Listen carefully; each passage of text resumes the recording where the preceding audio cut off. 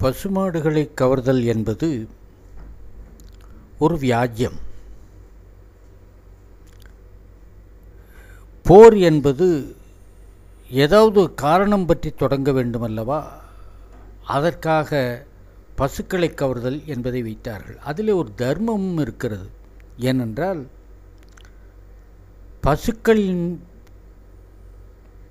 கூட்டம் இருக்கிற இடத்தில் போர் நடத்தக்கூடாது. பசுவை கொல்லுதல் என்பது பாவங்களில் கடுமையான பாவம் என்பது தமிழர்களுக்கு மட்டுமல்ல, இந்திய முழுமையிலும் எல்லாரும் ஒத்துக்கொண்ட தர்மம்.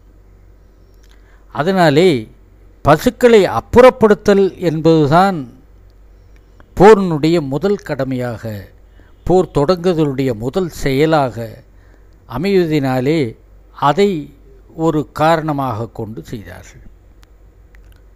இதிலே தோற்றவனோ வென்றவனோ ஒரு நாட்டுக்காரன் முழுமையான யுத்தத்தை பிரகடனப்படுத்துவான்.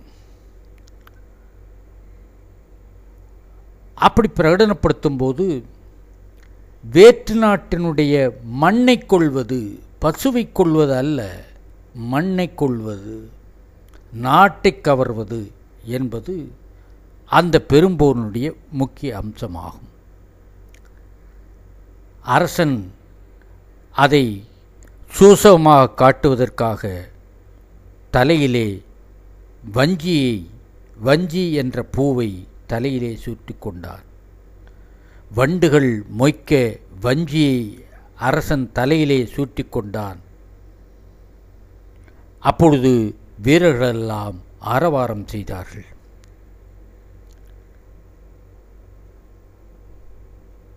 அரண்மனையினுடைய யானைகளெல்லாம் கூட இந்த பூவை அரசன் தலையில் சூடியிருப்பதை பார்த்து, ஆகா, நமக்கு நல்ல வேலை வந்திருக்கிறது, நம்முடைய ஆர்ப்பாட்ட போர்ப்பாட்டு நடத்துவதற்கு வழி ஏற்பட்டிருக்கிறது என்பதாக அவையும் பிளிரின. அது காரினுடைய மேகத்தினுடைய இடிமுழக்கத்தைப் போல இருந்து. யுத்தம் தொடங்கும் முதல் நாளிலேயே அரசன் அங்கே போவது என்பது முக்கியம் அல்ல, கூடவும் கூடாது. அரசன் வரவில்லை என்றால் வீரர்களுக்கு சோர்வு தட்டும். அரசனே இல்லை என்று ஒரு அலட்சியம் கூட வரும். அதனாலே அரசன் ஒரு முறையை பின்பற்றுவான். அதுதான் தன்னுடைய வெண்கொற்ற கொடையை பட்டத்து யானையின் மேலே ஏற்றி யுத்தகலத்துக்கு அனுப்புதல். வெண்கொற்ற கொடை யானையின் மேலே ஏற்றப்பட்டவுடனே வீரர்களெல்லாம் ஆரவாரம் செய்து ஒரு செய்தியை சொன்னார்கள். அப்பா, வேற்று நாட்டில் இருக்கிறவர்களுடைய எல்லாருடைய ஆயுளும் முடிகின்றது, அதற்கு இதுதான் அடையாளம் என்று பேசிக்கொண்டார்கள். இன்னும் சில அரசர்கள் வெண்கொற்ற கொடையை அனுப்பாமல் தன்னுடைய உடைவாளை யானையின் மேலே வைத்து அனுப்புவார்கள். அது கொற்ற வாள் என்று பெயர் பெறும். அந்த கொற்ற வாளை நல்ல நாள் பார்த்து யானையின் மேலே ஏற்றினார்கள். அந்த இயக்கத்தை, அந்த நிகழ்ச்சியை பார்த்த ஒரு புலவன் சொன்னான், வேற்று நாட்டிலே பகல் நேரத்திலே கூட, ஏனென்றால் இப்பொழுது பகல் நேரத்திலே தான் வாளை யானையின் மேலே ஏற்றியிருக்கிறோம், இந்த பகல் நேரத்திலே எதிரி நாட்டிலே கூகை என்ற கோட்டான் ஓ என்று அலறிக்கொண்டிருக்கும் என்று சொன்னான். கோட்டான் அலறினால் மரணம் என்பது பொருள்.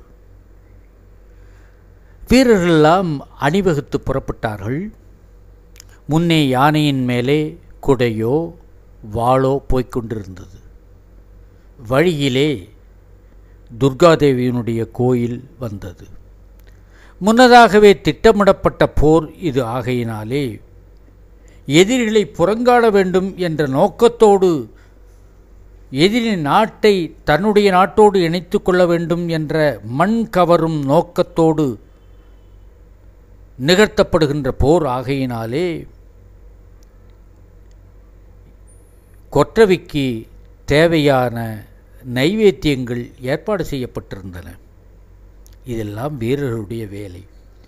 என்னென்னெல்லாம் நைவேத்தியம் வைத்தார்கள்? வித்தியாசமாக இருக்கிறது. எள் கசிவு,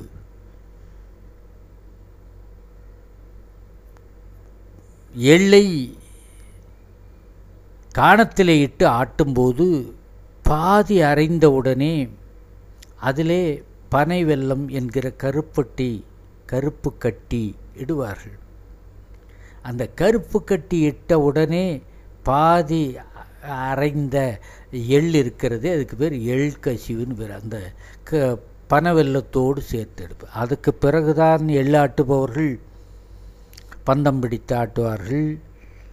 அப்புறம் வேம்பாடம்பட்டையை போட்டு அந்த எண்ணெய்க்கு நிறம் வருவதற்காக ஆட்டுவார்கள். அதெல்லாம் அப்புறம் செய்கிற சடங்கு. முதல்ல எள் கசிவு, பாதி வெந்த பாதி அரைந்த நிலையிலே அந்த எள்ளிலே எள் கசிவு எடுக்கலாம். அந்த எள் கசிவை ஒரு பெரிய பாத்திரத்தில் எடுத்துக்கொண்டார்களாம் படையில் வைக்க. அதுக்கு பிறகு நெல் பொரி, அவரை துவரை சுண்டல்கள், அவல், பாலில் ஊற வைத்த அவல், இதுவரைக்கும் சைவ உணவு படையல்கள். அதற்கு பிறகு அசைவ உணவு படையல்களையும் வைத்தார்கள். அது நினம், குடர், இந்த ரெண்டையும் அசைவ உணவு படையல்களாக வைத்தார்கள். அதோடு கூட நெய்த்தோர், அதாவது இரத்தத்தை பெரிய அண்டாவிலே, அதாவது விலங்குகளின் இரத்தத்தை அண்டாவிலே வைத்தார்கள். இத்தனையும் வைத்து அந்த துர்க்கையை வழிபட்டார்கள். இந்த வழிபாட்டோடு கூட இன்னொரு செய்தியும் பார்க்க வேண்டும். புறப்படுகின்ற வீரர்கள் அத்தனை பேரும் என்ன மனோபாவம் கொண்டவர்களாக இருந்தார்கள் என்பது மிக முக்கியமானது. ஐயோ, இந்த படைக்கு தொழிலில் இருப்பதனாலே தான் பெண்டாட்டி பிள்ளைகிட்டியெல்லாம் விட்டு எங்கேயோ புறப்பட்டு போகிறோமே, திரும்பி வருவோமா வரமாட்டோமா என்று ஒரு வீரன் கூட நினைப்பது கிடையாது. ஒவ்வொரு வீரனும் தான் கடைசி ஆள் என்றும் நினைப்பது கிடையாது. நாம் தான் இந்த நாட்டை காப்பாற்றி கொடுக்க வேண்டும், நாம் தான் அந்த நாட்டை பறித்து இந்த நாட்டோடு சேர்த்து நம்முடைய நாட்டை விரிவுபடுத்த வேண்டும் என்ற ஒரு அழுத்தமான ஆழமான நாட்டுப்பற்றுடனே தான் அவர்கள் இருந்தார்கள். இந்த கூட்டத்துக்கு மத்தியிலே நான் தான் தலைமையானவன். இந்த கூட்டத்திலே எதிரிகளிடத்திலிருந்து வருகின்ற தார்ப்படை என்பது தூசுப்படை, முதல்ல வருகின்ற படை. இந்த அத்தனை பேரையும் அழிக்கக்கூடிய ஆற்றல் எனக்குத்தான் இருக்கிறது. எங்கள் பரம்பரையிலேயே நான் தான் வீரத்திலே உயர்ந்தவன் என்றெல்லாம், இது உலகியல் வாழ்க்கையிலே ஆன்மீக வாழ்க்கையிலே வேண்டுமானால் இது தன்முனைப்பு, ஆணவம் என்று பெயர். ஆனால் யுத்தகளத்து போகின்ற வீரனுக்கு அந்த தன்முனைப்பு, அந்த ஆணவம் சற்று கூடுதலாகத்தான் இருக்க வேண்டும். அப்படி அந்த எண்ணத்தோடு இந்த அரசனுடைய வீரர்கள் கொற்றவை கோயிலிலிருந்து புறப்பட்டார்கள். புறப்படும்போது தெய்வத்தை மட்டும் வழிபட்டார்களே தவிர, அத்தோடு கூட மனித தெய்வமாக, காட்சி பொருளாக அவர்கள் கருதுகின்ற ஒரே ஒரு உருவம் அரசன். அரசன் மேலே அவ்வளவு விசுவாசம் கொண்டவர்கள் வீரர்கள். அந்த அரசனை உலகமே வணங்கும்படியாக அரசாட்சி செய்பவன் எங்கள் அரசன்தான். அவருடைய நிழலிலே நாங்கள் வாழ்ந்து கொண்டிருக்கிறோம். அவன் பல நாடுகளை தன்னுடைய வீரத்தினாலே வென்று அடிப்படுத்தி சேர்த்து கொண்டவன் என்று பலவாறாக அரசனையும் புகழ்ந்தார்கள். ஆக இதுதான் கடவுள் வாழ்த்து பாட்டு போல, விழா தொடங்கும் போது கடவுள் வாழ்த்து பாடுவது போல இந்த வீரர்களுக்கெல்லாம் அரசனை ஒரு புகழ்ச்சி பண்ணால்தான் அந்த காரியம் தொடங்குவது போல இருக்கும். அரசனை புகழ்வது மட்டுமல்ல, இப்பொழுது புறப்பட்டு போவது யுத்தத்திற்காக. ஒரு வீரன் சொன்னான், இன்றைக்கு காலையிலே நம்முடைய ராஜாவினுடைய கண்ணை பார்த்தாயான்? ஓ, பார்த்தேனே. என்றைக்கும் இல்லாத அளவுக்கு கோவைப்பழம் போல செக்க சிவந்திருந்தது, பார்த்தாயார்? ஆமாம், பார்த்தேன். அதுக்கு என்ன பொருள் தெரியுமா? வேற்று நாடு இந்த வினாடி வரை வேறு வேலை இல்லாமல் கணவனும் மனைவியுமாக வருஷத்துக்கு ஒரு பிள்ளையை பெற்றுக்கொண்டு, அந்த பிள்ளை கொஞ்சம் கொஞ்சம் வளர்ந்த உடனே அதுக்கு நடைவண்டியை வாங்கி கொடுத்து, ஊரில் எந்த கலவரமும் இல்லாதனாலே நடு ரோட்டிலேயே சாலையிலேயே பிள்ளைகள்லாம் நடைவண்டி ஓட்டி கொண்டு இருக்கிறார்கள்.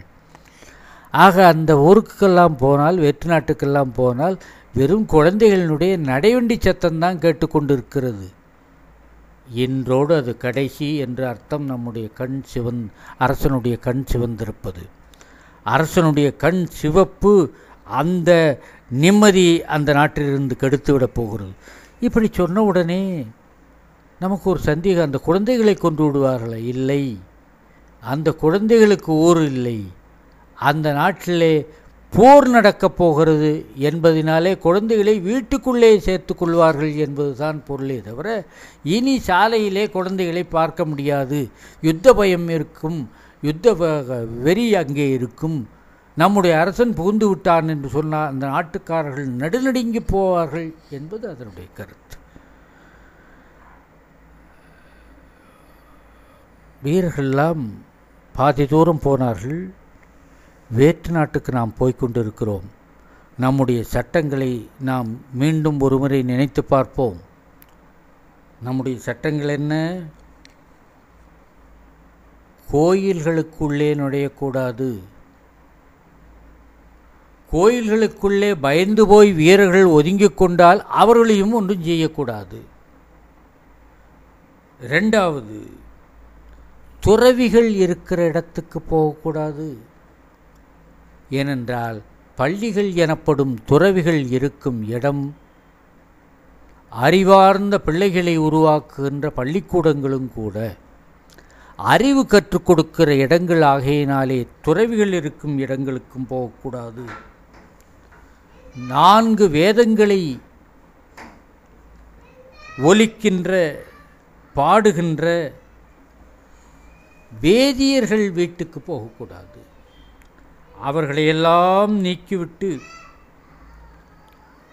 நாம் யுத்தம் செய்ய வேண்டும் என்று பேசிக்கொண்டார்கள். அப்படி போர் செய்பவர்களுக்கு முன்னதாக நம்முடைய அரசன் நியாயப்படியாக எந்த தவறும் செய்யாமல், போர்க்குற்றம் செய்யாமல் போர் செய்தவர்களுக்கு அரசன் நிறைய வெகுமதிகள் கொடுத்திருக்கிறான் என்பதையும் அந்த நேரத்திலே அவர்கள் பேசிக்கொண்டு மகிழ்ச்சி அடைந்தார்கள். இப்படி வேற்று நாட்டுக்கு போன எல்லைக்குள்ளே போய் சேர்ந்தார்கள். போன உடனேயே வேற்று நாட்டரசனிடத்திலிருந்து பெரிய எதிர்ப்பு வரும், மகா பெரிய போர் வரும் என்று எதிர்பார்த்தார்கள். வேற்று நாட்டிலே கடுமையான எதிர்ப்பு வரும் என்று வீரர்கள் படையெடுத்து சென்ற நிலையில் ஒரு எதிர்பாராத அதிசயம் நடந்தது. வேற்று நாட்டு அரசன் இப்பொழுதைக்கு போருக்கு தயாராக இல்லை. தோற்றுப்போவது என்று நன்றாக தெரிந்த பிறகு போர் செய்வதற்கு அவனுக்கு விருப்பமில்லை. வேற்று நாட்டின் எல்லையிலே இந்த நாட்டு அரசன், நாம் முன்னே சொன்னது போல பாண்டியன், பாடி வீடு அமைத்து கொண்டு தங்கியிருந்தான். வேற்று நாட்டு அரசன் சம்மதித்தால்தான் போர் செய்ய முடியும். அவனுடைய சம்மதத்துக்காக அங்கே வேற்று நாட்டிலே பாசறை அமைத்து தங்கியிருந்தான். தங்கியிருந்த பொழுது வேற்று நாட்டு அரசன் நேராக பலவிதமான காணிக்கை பொருள்களை எடுத்துக்கொண்டு பாடி வீட்டிலேயே வந்து அரசனை மாலை போட்டு வரவேற்று, நான் யுத்தம் செய்ய தயாராக இல்லை, உங்களுக்கு செலுத்த வேண்டிய கப்பத்தை செலுத்தி விடுகிறேன் என்று சொல்லிவிட்டார்.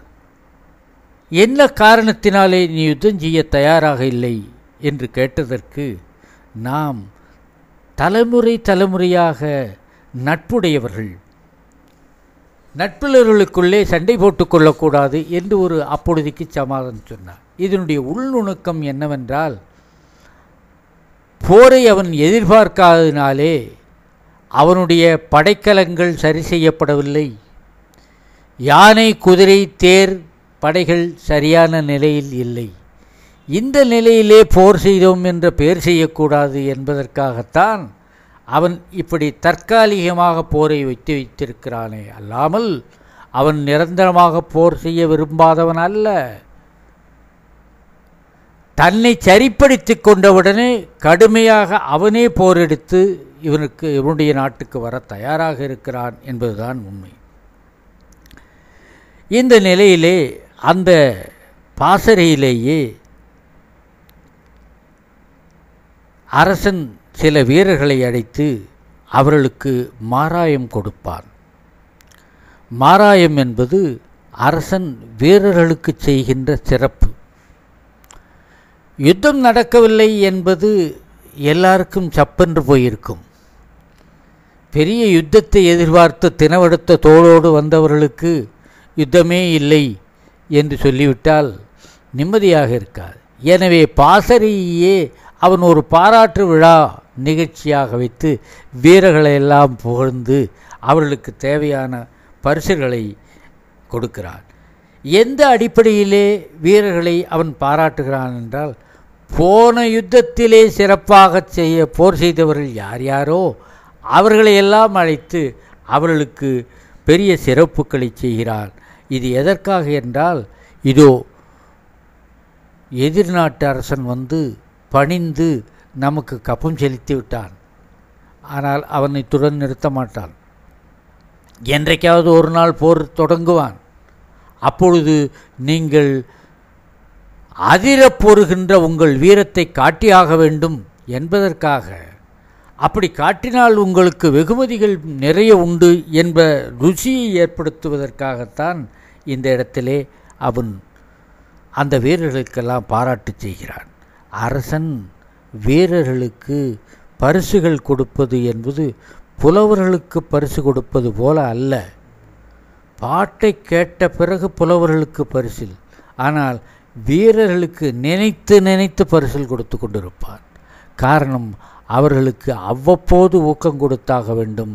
அவர்கள் அறிவு அவ்வளவுதான்.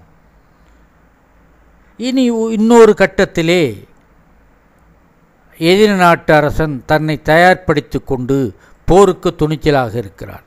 அரசன் பாசறையை விட்டு வரவே இல்லை. பாசறையை நிரந்தர ஊராக வைத்து கொண்டிருக்கிறான். அவன் போருக்கு புறப்பட்ட உடனே அரசன் வஞ்சினம் சொல்கிறான். வீரர்களும் வஞ்சினம் சொல்லுகிறார்கள். வீரர்கள் என்ன வஞ்சினம் சொல்லுகிறார்கள்? யாராக இருந்தாலும் சரி, என்னோடு சமமாக போர் செய்வதற்கு துணிச்சல் உள்ளவர்கள் எதிரிலே வரட்டும். வந்தார்கள் என்றால் என்ன நடக்கும் தெரியுமா? இனி எந்த காலத்திலும் யாரையும் பகைவன் என்று சொல்ல முடியாத நிலை ஏற்படும். போர் என்று பேச்சை கேட்டாலே அஞ்சி நடுங்குகின்ற நிலைமை ஏற்படும். அப்படி செய்து விடுவேன். அதைவிட இன்னொரு செய்தியும் தெரிந்து கொள்ளுங்கள். இங்கே சரீரத்தை பருந்துகள் மொய்க்கும், ஆவியை தேவலோகத்துக்கு விருந்தாக அனுப்பிவிடுவேன். அதற்கு துணிந்தவர்கள் யாராவது இருந்தால் என்னோடு போர் செய்ய வாருங்கள் என்று அந்த போர்க்களத்தின் ஓரத்திலே நின்று கொண்டு சில வீரர்கள் கத்திக்கொண்டிருந்தார்கள். வாழ்குடியினுடைய முன்னோர்கள் எப்படியெல்லாம் போர் செய்தார்கள் என்று சில பேர் பேசிக்கொண்டிருந்தார்கள். ஒரு வீரன் அவசரமாக தன்னுடைய சக வீரன் ஒருவனை கையை பிடித்து அழைத்து கொண்டு அரசனிடம் போனான். அரசனே, இவன் இன்றைக்குத்தான் பயிற்சியெல்லாம் முடிந்து நம்முடைய யுத்தத்துக்கு வந்திருக்கிறான். புதிய வீரன். இவனுடைய தந்தை உங்களுடைய தந்தை காலத்திலே மிகப்பெரிய போர்களிலே எல்லாம் போர் செய்தவன். ஆகையினாலே இவனுக்கு நீங்கள் மரியாதை செய்ய வேண்டும். அரசன் கேட்டான், இவனுக்கு என்ன செய்ய வேண்டும்? இவனுக்கு நிலப்புலம் இல்லை, எனவே மானியமாக சில நிலப்புலங்களை கொடுக்க வேண்டும். அந்த பாசறையில் இருந்தபடியே அந்த புதிய வீரனுக்கு அரசன் நிலப்புலங்களை தானமாக எழுதி கொடுத்தான். இதிலே ரகசியம் என்னவென்றால், போர் செய்த பிறகு, பாட்டு பாடிய பிறகு புலவனுக்கு பரிசில் கொடுக்கின்ற நிலை இல்லாமல் முன்னதாக கொடுப்பதற்கு ஒரு ரகசியம் இருக்கிறது. பாட்டு பாடாவிட்டாலும் பாடினாலும் புலவன் சாகப் போவது இல்லை.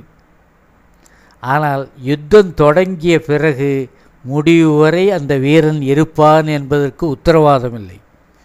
எனவே பரிசுகளை முன்னதாக கொடுத்து விட்டால் அந்த மரபாவது பிழைக்கும். செத்து போன பிறகு யாரெல்லாம் செத்தார்கள் என்று பார்த்து அவர்களுக்கு விருது கொடுத்தால் 1-2 பேர் விட்டு போகும். அந்த குடும்பம் அரசனிடத்திலே கெஞ்சி பிச்சை கேட்க வேண்டி வரும். அது கேவலம். நாட்டுக்காக உழைத்தவன் பிச்சை கேட்கக்கூடாது. எனவே முதலாகவே அவனுக்கு நிலங்களை கொடுத்தான். இந்த நிலங்களை கொடுத்தான் என்பதினாலேயே அவன் இறந்து போவான் என்பது அர்த்தமல்ல. நிலங்களை பெற்றவுடனே இதை உழுது பயிரிட்டு நம்முடைய மரபு தழைக்க வாழ வேண்டும் என்ற மனோதிடமும் சேர்ந்து அவன் சரியாக யுத்தம் செய்து வென்றுதான் திரும்ப வருவானே தவிர அவனை யாரும் கொன்று போட முடியாது. இந்த 2 காரணத்தினாலேயும் அவர்களுக்கு கொடுத்தார்கள். யுத்தம், இந்த 2வது யுத்தமும் ஒரு கட்டத்திலே முடியக்கூடும். அப்படி முடியும் போது இந்த அரசன் இத்தனை நாள் நம்மை ஏய்த்து போர் வேண்டுமென்றும் போர் வேண்டாமென்றும் அலைக்கழித்து இப்பொழுது போரிலே வந்து தோற்றிருக்கிறார், இவனை சும்மா விடக்கூடாது என்று சொல்லி அந்த நாட்டிலே மக்கள் தொகை குறைவாக இருக்கிற இடங்களெல்லாம் போய் மக்களையெல்லாம் அப்புறப்படுத்திவிட்டு ஊராக நெருப்பு வைத்து எரித்தார். இதுக்கு என்ன காரணம் என்றால், சரியான அளவுக்கு ஒரு பெரும் போராக இது நடக்கவில்லை. எதிர்பார்த்து வந்தது பெரும் போரை, பெரும் போராக நடக்கவில்லை என்று சொல்லும்போது வீரர்களின் ஆத்திரம் அடங்குவதற்காக நெருப்பு வைத்து கொளுத்து சொன்னான். ஊர்கள் நெருப்பில் எரிந்தன, குயில்கள் பறந்தன, நாட்டியமாடும் மகளிருடைய மன்றங்களெல்லாம் எரிந்தன. இப்படி ஒரு காட்சி அவன் நடத்தினான். இன்னும் வீரர்களுக்கு சரியான போர் ஏற்படவில்லை என்பதினாலே கோபம் குறையவில்லை. அந்த வீரர்களை எல்லாம் அழைத்து, உங்கள் இஷ்டத்துக்கு ஏதாவது செய்து கொள்ளுங்கள் என்று அரசன் உத்தரவு கொடுத்து விட்டார். அது என்ன என்றால், வீரர்கள் இஷ்டத்துக்கு செய்கிற காரியம் என்பது, எந்தெந்த ஊர் போருக்கு பயந்து ஊரை காலி செய்து கொண்டு போனார்களோ அந்த ஊரிலெல்லாம் நுழைந்து வீடுகளில் என்னென்ன இருக்கிறதோ அதெல்லாம் அள்ளி கொண்டு வருதல் தான். இது கொள்ளை என்று பெயர். அந்த கொள்ளை சாற்றுதல் நடந்தது. என்னென்னலாம் கொள்ளையடிப்பார்கள்? வயலிலே முட்டுமுட்டாக, களத்திலே முட்டுமுட்டாக குவித்திருக்கிற நெல் குவியல்களை எடுப்பார்கள். மிகப்பெரிய அளவிலே இருக்கிற முத்து குவியல்களை எடுப்பார்கள். வீடுகளிலே பதுக்கி வைத்திருக்கிற செம்பொன் கட்டிகளை எடுப்பார்கள். உறவினர்கள் சில பேர் பார்த்து, ஐயோ என்னுடைய பொன் போயிற்றே, என்னுடைய முத்து போயிற்றே, என்னுடைய நெல்லெல்லாம் போயிற்றே என்று கதறக்கூடும். அப்படி கதறினால் அதை வேடிக்கை பார்த்து கொண்டிருப்பது என்பதுதான் இந்த வீரருடைய நிலையாக இருந்தது. இந்த காட்சிகளை எல்லாம், ஒரு சின்ன போராக இது நடந்தாலும் கூட இந்த காட்சிகளையும் புலவர்கள் பாட்டு பாடுவது உண்டு. அது பெரிய போராக இருந்தாலும், உச்சமாக இருந்தாலும், மந்தமாக இருந்தாலும் சமமாக இருந்தாலும் அந்த போர்களையும் புலவர்கள் பாட வேண்டும். அப்படி சில புலவர்கள் பாடுவார்கள். பாடிய புலவர்களுக்கு அரசன் பரிசு கொடுப்பார். இந்த பாட்டு என்பது உண்மையிலேயே பரணர், கபிலர் போன்ற பெரும் புலவர்கள் வந்து பாடுவார்களா என்றால் அவர்களெல்லாம் இதை போன்ற நிகழ்ச்சிகளுக்கு பாட்டு பாட மாட்டார்கள். இது அதிரப் பொறுகின்ற ஒரு பெரும் போர் அல்ல. வேற்று நாட்டு அரசன் மிக துணிச்சலோடு வந்து நேருக்கு நேர் சமமாக போர் செய்யவில்லை. ஓரளவுக்கு தொடங்கியவுடனேயே முடிந்து போன போர். எனவே இந்த பாட்டுக்களை பாடுபவர்கள் புலவர்கள் என்று பெயரளவுக்கு சொன்னாலும் கூட பழைய பாட்டுக்களை எடுத்து இசையமைத்து பாணர்கள் தான் பாடுவார்கள். அந்த பாணர்களுக்கு பரிசிலை அரசன் கொடுப்பான். அதற்கு பிறகு இந்த கட்டத்திலே கூட அந்த பாசறையிலேயே எங்கள் நாட்டில் மேலும் படையெடுத்து போகிறான் இந்த அரசன். அது தவிர்க்கப்பட வேண்டும் என்று கருதி பக்கத்தில் இருக்கிற சின்ன சின்ன நாட்டுக்காரர்களெல்லாம் சேர்ந்து நாம் இப்பொழுதே நம்முடைய கப்பத்தை கட்டிவிடுவோம். அவன் நாட்டுக்கு வந்து அதுக்கு பிறகு ஊரை எரித்து வயல்களை அழித்து இதெல்லாம் நடக்க வேண்டாம். அதுக்கு முன்னாகவே நாம் கப்பம் கட்டி விடுவோம் என்று சொல்லி யானை, குதிரை ஆகியவற்றெல்லாம் ஓட்டி கொண்டு வந்து, அரசனே எங்கள் நாட்டின் மேல் படையெடுத்து விடாதீர்கள் என்று சொல்லி தற்காப்பாகவே சில பேர் கப்பம் கட்டுவது உண்டு. அரசன் இன்னும் பாசறையை விட்டு வரவில்லை. பாசறையிலே மாதக்கணக்கிலே தங்குகிறான். பாசறை என்பதை எப்படி வைத்திருக்கிறான் அரசன் என்று சொன்னால், அதை ஒரு ஊர் போலவே அமைத்திருக்கிறார். நம்முடைய கற்பனையிலே யுத்தகலத்தினுடைய பாசறை என்றால் அரசனுக்கு மட்டும் ஏதோ ஒரு சர்க்கஸ் கம்பெனி போல ஒரு கொட்டாய் போடப்பட்டிருக்கும் என்று நினைக்கிறோம். அப்படி அல்ல. எல்லா வீரர்களுக்குமே தங்குவதற்கு இடம் இருக்கும். எனவே அந்த இடத்தை, பாசறையை கட்டூர் என்றே சொல்லுவார்கள். அந்த கட்டூரிலே போர் இல்லாத காலம் ஆகையினாலே தினம் ஒரு குழு பெண்கள் வந்து நடன கச்சேரி நடத்துவார்கள். தினமும் ஒரு பாணர் குழு வந்து யாழ் இசை கச்சேரி நடத்துவார்கள். இந்த யாழ் கச்சேரியும் நடனத்தையும் மற்ற இடங்களிலே அரண்மனையிலே நடந்தால் புலவர்களோ அத்தானி மண்டபத்திலே இருக்கிற அறிஞர்களோ பெருமக்களோ கண்டு ரசிக்கலாம். ஊர் பொதுமன்றத்திலே நடந்தால் ஊர் பொதுமக்கள் ரசிக்கலாம். ஆனால் இந்த கட்டூரிலே இந்த காட்சிகள், நடன காட்சிகள், இசை கச்சேரிகள் நடக்கும்போது அங்கே யானை, குதிரை போன்ற படைகளும் அல்லவா இருக்கும். அவைகளெல்லாம் கூட தலையாட்டி கொண்டு இந்த இசையை ரசித்தன, சுகத்தை அனுபவித்தன என்றும் சொல்லுவார்கள். இந்த யுத்தகலத்திலே சில வீரர்களுக்கு ஒரு தனி சிறப்பு உண்டு. ஒரு வீரனோடு ஒரு வீரன் என்று போர் செய்வது அல்லாமல் ஒரு குழுவோடு ஒற்றை ஆளாக நின்று போர் செய்கின்ற நிலை உண்டு. இது கற்சிறை நிலை என்று சொல்லுவார்கள். அதாவது பெரிய வெள்ளம் வரும்போது ஒரு சின்ன தடுப்பு அணை அந்த வெள்ளத்தை தடுக்கிறதே, அதை போல எதிரிகளை தடுக்கின்ற சில வீரர்கள் உண்டு. ஒரு வீரன் ஊருக்குள்ளே போனான்.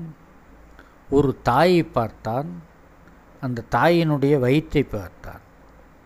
அம்மா, இந்த வயிறு இவ்வளவு சின்னதாக இருக்கிறதே, இதற்குள்ளே அவ்வளவு பெரிய புலி எப்படி பிறந்து வந்தது என்று கேட்கிறார். அந்த புலி யார்?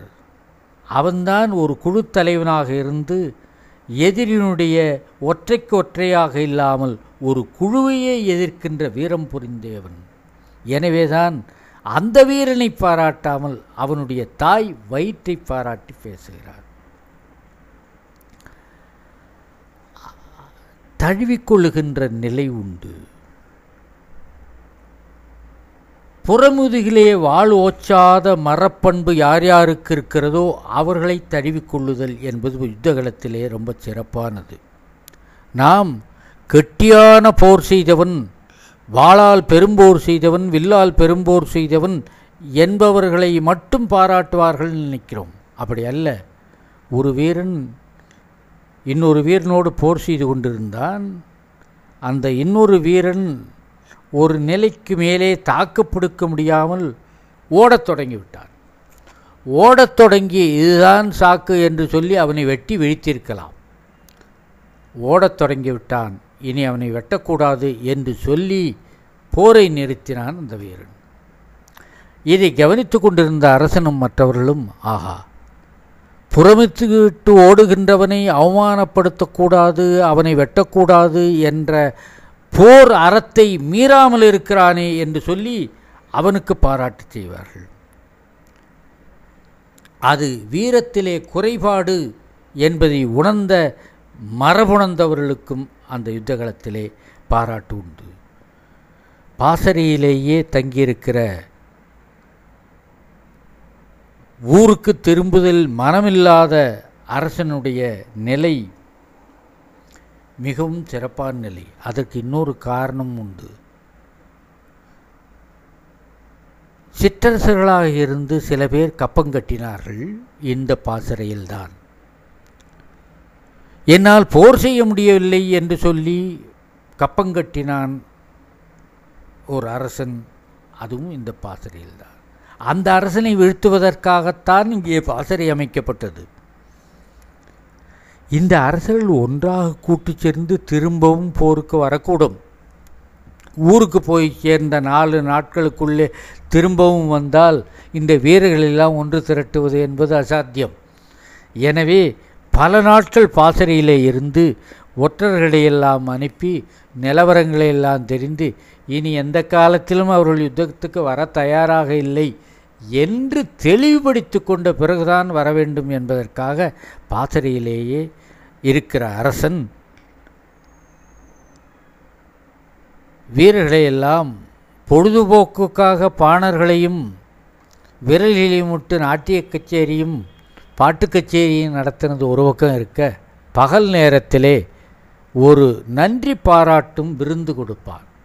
இதற்கு பெயர் பெருஞ்சோறு என்று பெயர். நல்ல விருந்து, அரசனும் உடன் உட்கார்ந்து கொண்டு சாப்பிடுவான். அப்பொழுது முரசு அறைவார்கள், பிண்டம் கொடுப்பார்கள். இந்த பிண்டம் கொடுக்கும்போது அரசனுடைய மனசிலே என்ன நினைப்பு இருக்கும் என்றால், எதிரிகளுக்கு இவர்கள் வீழ்த்துவதனாலே அந்த மரபிலே இருக்கிறவள் பிண்டம் கொடுக்கிற நிலைதான் அவனுக்கு நிலைப்பு வரும். தனிப்பட்ட சிறப்பு வாய்ந்த வீரர்களை பாராட்டுகின்ற நிகழ்ச்சியும் ஆக பாசறையிலே எத்தனை நாள் சும்மா இருப்பது, அதனாலே நடக்கிற நிகழ்ச்சிகள்.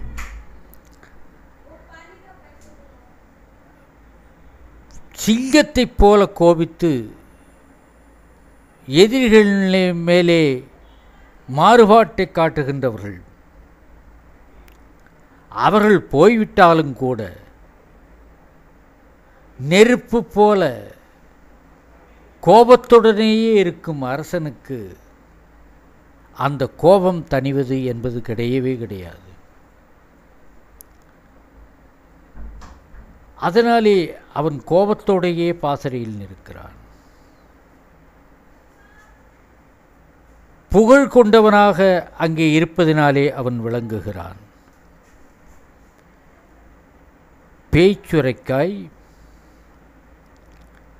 போன்ற விதைகளை வைத்துக்கொண்டு வேற்று நாட்டிலே அழிந்த நாடுகளிலே தூவச் சொல்லி வீரர்களுக்கும் வேலை கொடுக்கிறான். ஆக நீண்ட நாட்கள் பாசறையிலேயே தங்கியிருந்து தோற்றுப்போன அரசனுடைய விழிப்பு நிலையை எதிர்பார்த்து கொண்டிருப்பது ஒரு பக்கம். விழித்து கொண்டான் எதிரி. அவன் மீண்டும் போருக்கு வரத் தொடங்கிவிட்டான். அப்படி போருக்கு வரத் தொடங்கிய நிலையைத்தான் நாம் காஞ்சி என்கிறோம். காஞ்சிப்பூவை அவன் தலையிலே சூடிக்கொண்டான். ஏன் அப்படி? மீண்டும் வந்ததற்கு அவனுக்கு படைபலம் பெருகிவிட்டதா? பெருகினாலும் பெருகாவிட்டாலும் கூட படைக்குள்ளே அவனுக்கு எதிர்ப்பு கிளப்பிவிட்டது.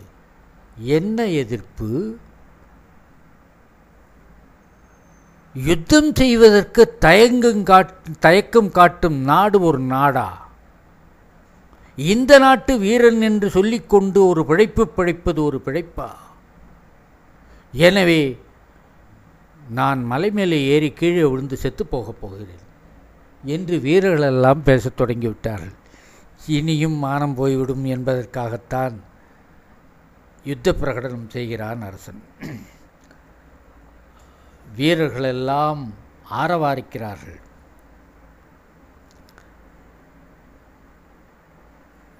யுத்த கட்டுப்பாடு மீறாமல் வில்லை எடுத்து கொண்டார்கள். வேங்கி போல சீறினார்கள். காடுகள் எல்லாம் முடிந்து கொண்டு பயிற்சி பெற்றார்கள்.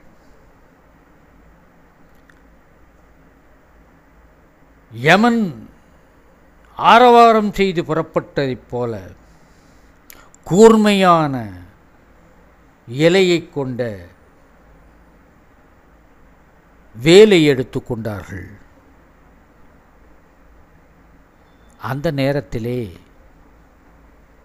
அரசன் வீரர்களை எல்லாம் அழித்து, வீரர்களே, உங்களில் யார் யாருக்கெல்லாம் என்னென்ன திறமை இருக்கிறது? ஒரு வீரன் சொன்னான், நான் வில் போர் செய்வதிலே கெட்டிக்காரன். இன்னொருவன் சொன்னான், நான் வாட்போர் செய்வதிலே கெட்டிக்காரன். நான் ஈட்டி எறிவதிலே கெட்டிக்காரன்.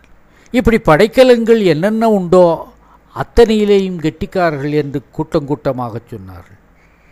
எல்லாம் சரி, அதற்குரிய ஆயுதங்கள் உங்களிடம் இருக்கிறதா? பல பேர் தலையை சொரிந்தார்கள். அவர்களுக்கெல்லாம் புது புது ஆயுதங்களை கொடுத்து, எல்லாரும் மினுமினுக்கும் ஆயுதங்களுடனே யுத்தத்துக்கு வாருங்கள் என்று ஒரு தானம் செய்தான். அது முக்கியமான தானமாக அமைந்தது. காரணம், ஆயுதமில்லாமல் யுத்தகலத்திற்கு போவது என்பது கெடுதியானது, கொடுமையானது. அப்படி கொடுத்த உடனே மிகப்பெரிய செல்வத்தை கொடுத்தால் கூட சந்தோஷப்படாத அவர்கள், தான் எந்த ஆயுதத்தை இயக்குவதிலே கெட்டிக்காரனோ அந்த ஆயுதத்தை தனக்கு பரிசாக அரசன் கொடுத்தான் என்பதனாலே அதை பெருமையாக சொல்லுகிறார். அதிலே ஒரு ருசி என்ன என்றால், கூட்டத்துக்கு மத்தியிலே என் பெயரை சொல்லிய அரசன் கூப்பிட்டான். உனக்கு வாழ்போரிலே கெட்டிக்காரனாயிட்டே, நீ இதோ வைத்துக்கொள் வாழ் என்று தன்னுடைய சொந்த வாளையே எனக்கு கொடுத்தான் என்று ஒவ்வொருவரும் பெருமை பீத்துக் கொண்டார்கள். அவ்வளவு சிறப்பு செய்த கூட்டத்திலே சிறப்பு செய்த அரசனுக்கு நான் என்ன செய்ய வேண்டும் தெரியுமா? தேவலோகத்தை கூட அடிமையாக்கி அவன் காலடியிலே வைக்க வேண்டும் என்று அதீதமான ஆர்வத்தோடு பேசினார்கள் சில பேர். படையின் திறமை வெளிப்படத் தொடங்கியது. வில்லை எடுத்து கொண்டவர்கள் மலையிலே ஏறி உலகமெல்லாம் கேட்க வேண்டும் என்பதற்காக ஆரவாரத்துடனே கூவினார்கள். அங்கே இருந்து கனைமாரிகளை எதிரிகள் மேலே வீசினார்கள். ஒரு வீரன் உடம்பெல்லாம் அம்பு தைத்து கீழே விழுந்தான். இரத்தமும் சொட்டி சொட்டு அவன் கிடந்தான். இந்த காட்சி எப்படி இருக்கிறது தெரியுமா? பங்குனி மாதம் தினைப்புனத்தை அறுத்து விடுவார்கள். தினையை பிடுங்க மாட்டார்கள், அறுப்பார்கள். ஒரு முழம் அளவுக்கு கூறாக தினை கால்கள் இருக்கும் மிச்சத்தை தான் அறுப்பார்கள். ஒரு மலை பூராவிலும் விளைந்த திணையை அறுக்கப்பட்டது. அந்த மலையை பார்ப்பதற்கு எப்படி இருக்கும்? உடம்பெல்லாம் அம்பு குத்தின வீரனைப் போல இருக்கும். ஆக திணை அறுத்த மலை போல இந்த வீரன் கிடந்தான் என்று ஒரு பாராட்டு செய்கிறார்கள். இவ்வளவு திட்டமிட்ட போரை தொடங்கிய வீரன், எதிரி மன்னன் அரைகூவலை விட்டான். யுத்த களம் ஒன்று நிர்ணயித்து கொண்டார்கள். பெரும் போர் நடைபெற வேண்டும் என்பதற்காக தனி யுத்த களத்தை நிர்ணயித்து கொண்டார்கள். அந்த யுத்த களத்துக்கு அந்த மன்னன் எப்படி வாளை அனுப்பினானோ அதே போல இவனும் வாளை புறவீடு விட்டான். கூடாதார் வந்தபின் செல்கின்றான் வாள். அங்கே ரொம்ப முக்கியமான செய்தி, எதிரிகள் அணிவகுத்து நின்ற பிறகு என்னுடைய வாளை அனுப்பு. அவனுக்கு ஒரு ஆசை, நம்முடைய வாளை கண்டவுடனேயே அவர்கள் பயந்து போய்விடுவார்கள். அதனாலே கூட்டம் கூடிய பிறகு என்னுடைய வாளை அனுப்பு என்று சொல்லுகிறார். வீரர் குலத்திலே தோன்றிய அத்தனை பேரிலேயும் மரபு வழியான முதுகுடியிலே பிறந்த வீரர்களை வைத்து அவர்களை நடுவிட்டு அவர்களை கூட்டிக் கொண்டு குடையும் புறவீடு விடப்பட்டது. அரசன் வஞ்சினம் சொல்கின்ற இடம் இதுதான். ஒரு முறை தோற்றுப்போன அரசன் வஞ்சினம் சொல்லும்போது அது ஆழமாக இருக்கும். முதல் முறையாக போருக்கு சொல்கின்ற அரசன் வஞ்சினம் சொல்லும்போது கொஞ்சம் மென்மையும் கலந்திருக்கும். வீரர்களோடு சேர்ந்து அரசன் வஞ்சினம் சொல்லுகிறான். இன்றைக்கு இந்த பகல் நேரம் முடிந்து இரவு நேரம் வருவதற்குள்ளாக அதோ பாசறையிலே தங்கியிருக்கிறானே அவனை வெற்றி கொண்டு அந்த களத்தை நான் கொள்வேன். நாடு கொள்ளுதல் என்றால் ஒரு நாட்டை எதிர்த்து போர் செய்து நாட்டை அடிப்படுத்திக் கொள்ளுதல். எதிரி நாட்டுக்காரன் தன்னுடைய நாட்டிலே வந்து களம் அமைத்து கொண்டு இருக்கிறான் என்று சொன்னால் அவனை வெல்லும்போது அவனுடைய நாடு இவருக்கு சொந்தமாகாது. அதனாலே அதை களங்கொள்ளுதல் என்பார்கள். அந்த களத்திலே வெற்றி வாகை சூடுகிறேன். அப்படி இல்லை என்று சொன்னால் நான் எதிர்நாட்டு அரசனிடம் கூலிக்கு வேலை செய்கின்ற சாமானிய வேலைக்காரனாக வாழும் பிழைப்புடையவன் ஆகுக என்று அவன் சபதம் செய்கிறான். வேற்றவனுக்கு பணிந்து வேலை செய்வது என்பது அவ்வளவு கேவலமானது என்பது அவனுடைய கருத்து. அப்படி சபதமிட்ட பிறகுதான் அவன் பூவை எடுத்து தலையிலே சூடிக்கொள்கிறான். அவன் தலையிலே பூவை சூடிக்கொண்ட உடனேதான் வீரர்களும் பூவை சூடிக்கொண்டார்கள். இது என்ன ரகசியம் என்றால், அரசன் செய்ததை அப்படியே வீரர்கள் செய்கிறார்கள் என்று சொன்னால் ஒற்றுமை இருக்கிறது. செயலாலேயே உத்தரவிடுகின்ற ஆற்றல் அரசனிடம் இருக்கிறது என்பது பொருள். அந்த முறையிலே அரசன் பூவை சூடிக்கொண்ட உடனே வீரர்களும் பூவை சூடிக்கொண்டார்கள். இந்த நேரத்திலே போன யுத்தத்திலே இறந்து போன ஒரு வீரனை நினைவு கூறுகிறார்கள். இந்த வீர வாழ்க்கை என்பது மரண வாழ்க்கை. இதிலே அரசன் என்னுடைய வேற்று அரசன் என்னுடைய தலைக்கு விலை பேசவும் கூடும். இந்த துறையிலே என்ன கிடைக்குமோ அதுதான் கிடைக்கும் என்று சொல்லி தார்ப்படை பூராவும் ஒருவனாக இருந்து எதிர்த்தவனுடைய தலை வீழ்ந்தது. அந்த தலைக்கு வணக்கம் என்பதாக முன்னைய போரின் வீரர்களை வணங்கினார்கள், சிந்தித்தார்கள். போர் தொடங்கிவிட்டது. போர் தொடங்கியவுடனேயே சிறிது நேரத்துக்குள்ளே அரசன் இன்னும் போர்க்களத்துக்கு வரவில்லை. ஒரு வீரன் அவசர அவசரமாக அரசன் இருக்கும் பாசறைக்குள்ளே நுழைந்தான். என்ன வீரா, யுத்தம் முடிந்து விட்டதான்? இல்லை இல்லை, முதல் பரிசாக ஒரு பரிசு உங்களுக்கு கொண்டு வந்திருக்கிறேன். எதிரியினுடைய படை தளபதியினுடைய தலை இதோ என்று ஒரு தலையை கொண்டு வந்து வைத்தான். அரசனுக்கு மிக்க மகிழ்ச்சி. அதனாலே அவனுக்கு என்ன வேண்டுமானாலும் பரிசு கொடுக்கலாம் என்று சொல்லி அவன் நினைத்ததை கேட்டதை எல்லாம் உனக்கு ஊருக்கு வந்தவுடன் தருகிறேன் என்று வாக்களிக்கிறான்.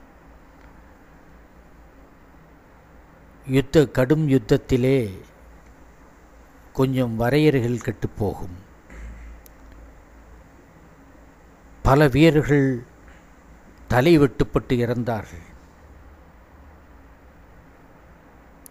இறந்த முண்டங்களை மனைவிகளால் கூட அடையாளம் காண முடியவில்லை. தலையை ஒட்ட வைத்து பார்த்துத்தான் இது என்னுடைய கணவன் தலை என்று மனைவிமார்கள் புரிந்து கொள்ள வேண்டும். அப்படியான சூழலில் தன்னுடைய கணவனை தலையை கண்டு உடம்பை கண்டு அப்படியே இறுக கட்டி கொண்டாள் ஒரு வீரனின் மனைவி.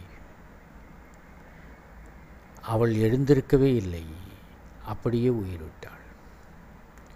இதை பார்த்த மற்ற வீரர்களெல்லாம் கொலைகாரன் மோசமானவன் என்று பேசவில்லை, யமன் மோசமானவன் என்றால் விதி முடிகிற காலத்திலே போய் சேரத்தான் வேண்டும். யமனுக்கு காலன்னு பெயர். எந்த காலத்திலே யாருடைய உயிரை முடிக்க வேண்டுமோ அந்த காலத்திலே முடித்து விடுகிறார். எனவே குற்றம் கொடியது என்று பேசிக்கொண்டார்.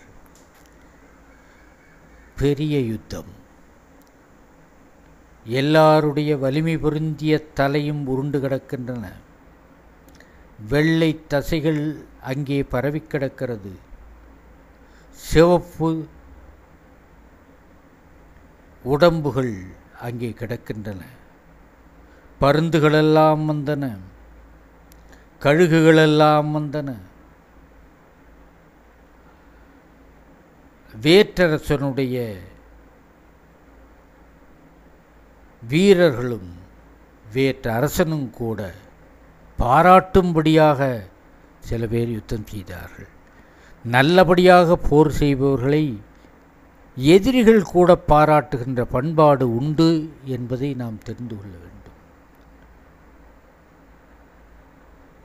சில பேர் தன்னுடைய புண்ணை பார்த்து சந்தோஷப்பட்டு அதை கொண்டு மற்றவரிடம் பாராட்டு பெறுகின்ற நிகழ்ச்சிகளும் அங்கே நடந்தன. நிறைய பேர் செத்து விட்டார்கள். இனி நிறைய நமக்கு விருந்து உண்டு என்று பேய்களெல்லாம் வரத் தொடங்கின.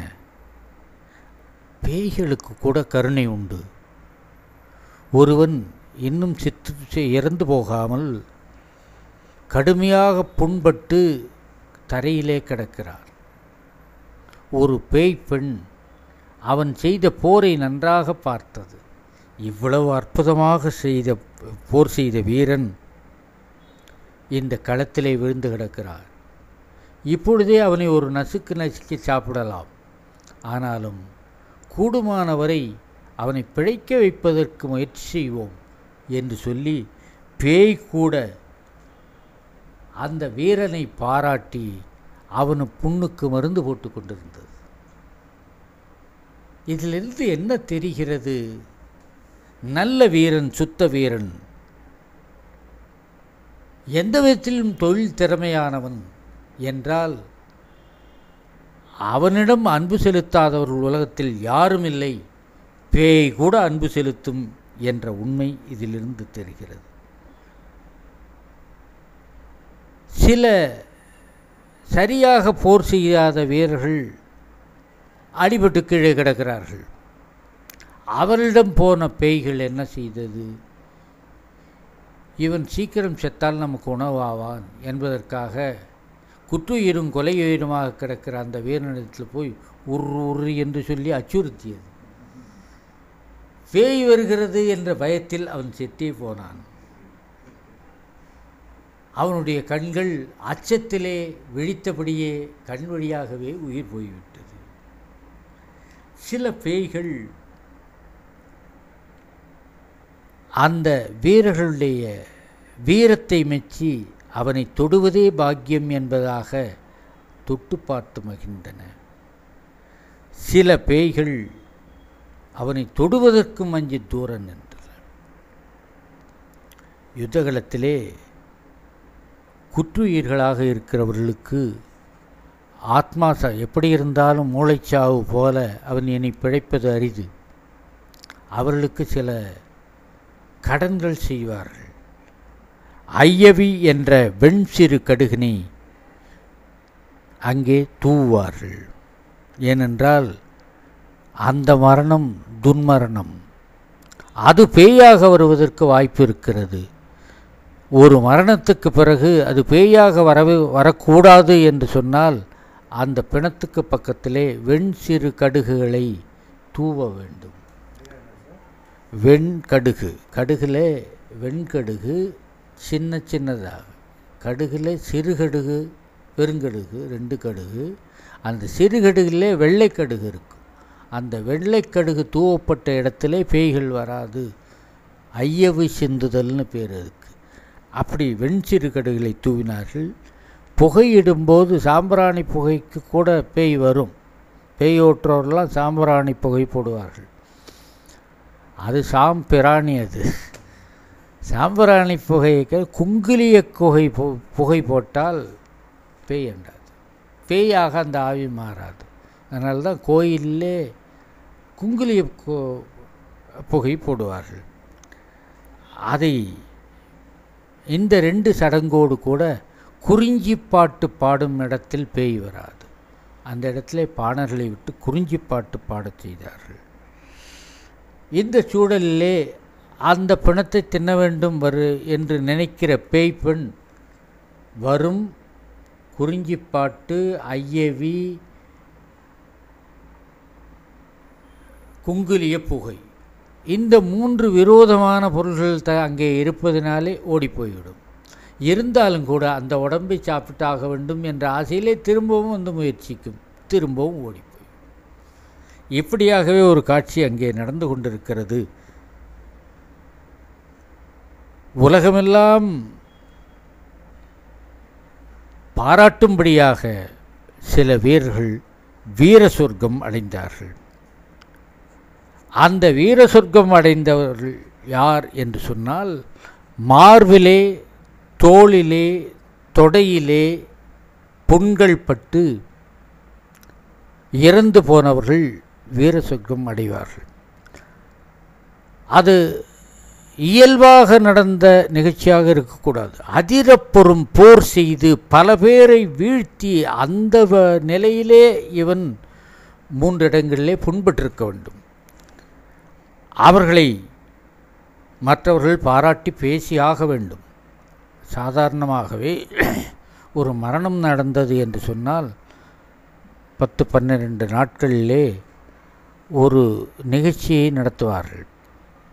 அந்த நிகழ்ச்சியிலே சரம கவி பாடுதல் என்று ஒன்று செய்வார்கள்.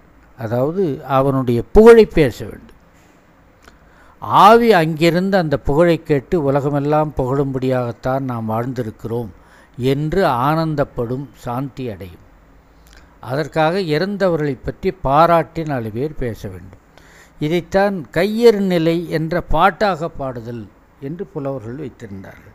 புலவர்களை கொண்டு கையறு நிலை பாட வைப்பது என்பது ஆத்மாவை மிகவும் திருப்திப்படுத்தக்கூடிய ஒரு செயலாகும்.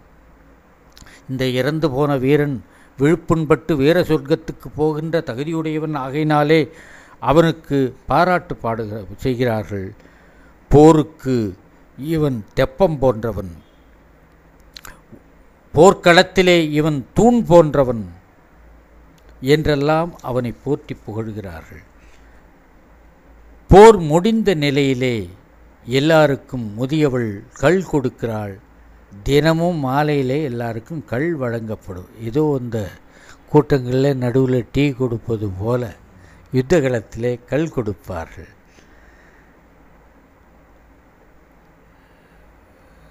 அதற்கும் பிறகு யுத்த களத்திலே அரசன் தன்னுடைய கணவன் இறந்தான் என்று கேட்டவுடனே இறந்து போகின்ற பெண்கள் உண்டு. அந்த பெண்கள் தலைக்கற்பு உள்ளவர்கள். கணவன் இறந்தான் என்று சொன்னவுடனே இறந்து போகிறவர்கள். உலகத்திலேயே கற்புடைமை என்பது மிக கடுமையானது. 2 உயிர்களை ஒட்டி நிற்கக்கூடியது. கணவன் சாய்ந்தான் என்றவுடன் சாய்ந்த இந்த பெண் மிக உயர்ந்தவள் என்று சிலர் பாராட்டி பேசுவார்கள்.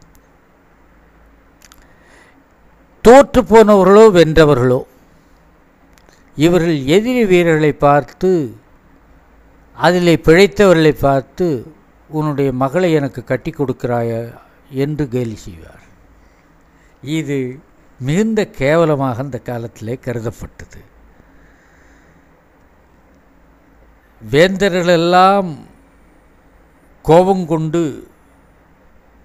போர்க்களத்துக்கு வந்தவுடன் அவர்களை நீக்கிய பெரும் போர் வீரனாக அரசன் விளங்கினான் என்று சொல்லுவது இந்த 2வது கட்ட போரினுடைய முடிவு நிகழ்ச்சியாகும்.